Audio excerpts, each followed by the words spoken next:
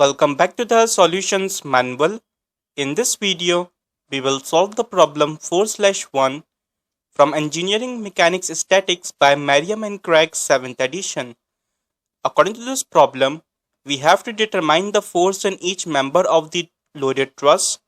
So to solve this problem, we will use the method of joints, but before that we have to find the support reactions. So at point A, it is pin connected. So we have a vertical support reaction and the horizontal support reaction. At point C, it is roller supported. So we just have a horizontal support reaction. Let's label them. So this right here is AY, this is AX, and this is CX. We also have a weight force due to this cylinder, and this weight is 100 into 9.81. So 981 newtons. So now we can apply our equations of equilibrium. So my first equation is summation of moments at point A equals to 0.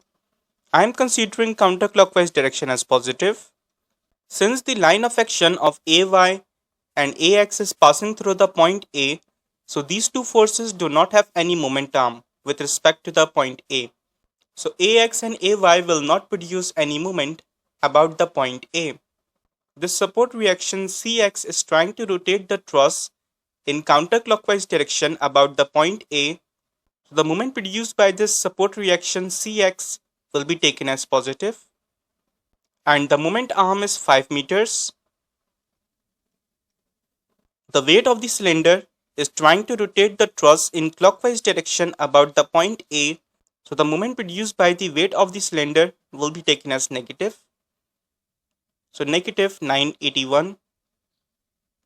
And the moment arm is 12 meters equals to 0. So upon simplification, Cx comes out to be 2354.4 newtons. So this is our first support reaction. Now for Ax, we can do summation of forces in x direction equals to 0. I am considering right hand side as positive. So we have Cx minus Ax is equals to 0. So Ax is basically equals to Cx, and Cx is 2354.4 newtons.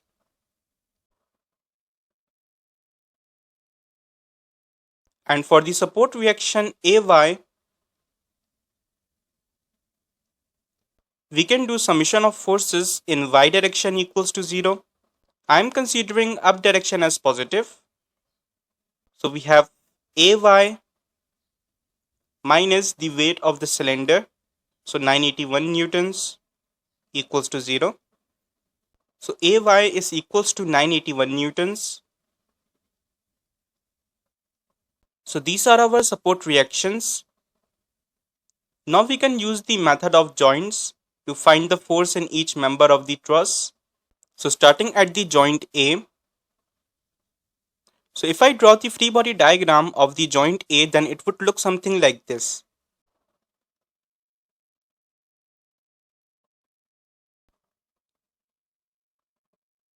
At the joint A, I have the support reaction Ax, support reaction Ay. We have the force in the member AB.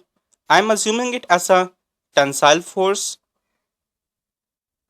And we also have a force in the member AC. And I am also assuming it as a tensile force. Let's label them. So this right here is AY. This is AX. This is the force in the member AB. This is the force in the member AC. So now we can apply our equations of equilibrium. So my first equation is summation of forces in y direction equals to 0. I am considering up direction as positive. So we have AY minus FAC equals to 0. So FAC is equals to AY, and AY is 981 newtons. And you can see that we are getting the positive answer. So positive answer means that the direction we had assumed earlier for the force FAC is correct and the member AC is in tension.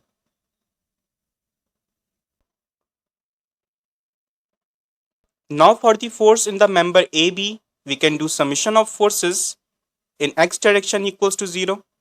I am considering right hand side as positive. So we have FAB minus AX equals to 0 and FAB is equals to AX and AX is 2354.4 newtons. And you can see that we are getting a positive answer. So it means that the direction we had assumed earlier for FAB force is correct and the member AB is in tension. So far we have calculated the forces in the member AB and AC. Now we have to calculate the force in the member CB. For that we will draw the free body diagram of the joint C.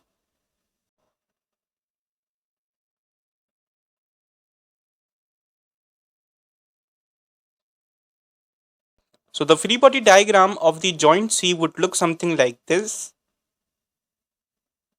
We have the support reaction Cx.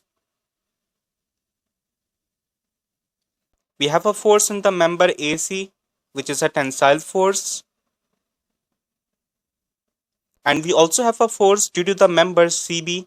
By inspection, I am assuming the CB force as a compressive force and the member CB is in compression.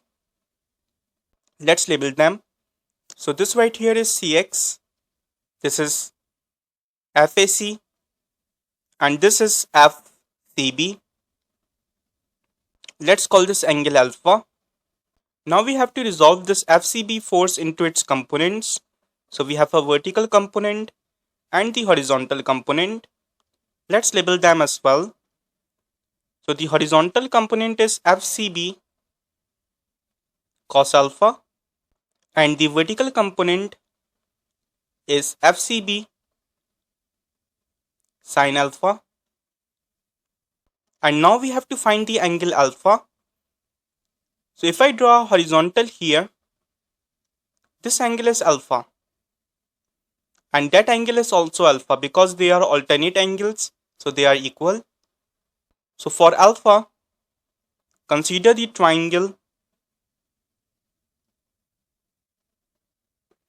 ABC, and we can use tan alpha is equals to opposite, which is 5 meters over the adjacent, which is 12. So alpha comes out to be 22.62 degrees. So now we can apply our equations of equilibrium. So my equation would be summation of forces in y direction equals to 0. I am considering up direction as positive. So we have FAC minus FCB sin alpha, and alpha is 22.62 degrees equals to 0. So upon simplification, FCB is equals to FAC, which is 981 newtons, divided by sine 22.62 degrees. So FCB comes out to be 2550.6 newtons. And you can see that we are getting the positive answer.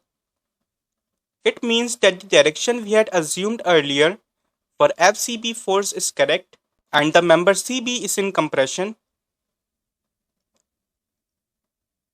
So this is our first answer, this is our second answer, and this is our third answer. So this is it for this problem. I hope you would find this video helpful. If you do, please make sure to subscribe to this channel and also turn on the bell icon for the daily updates.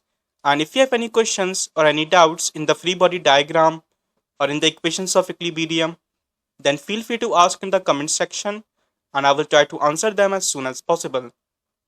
Thank you.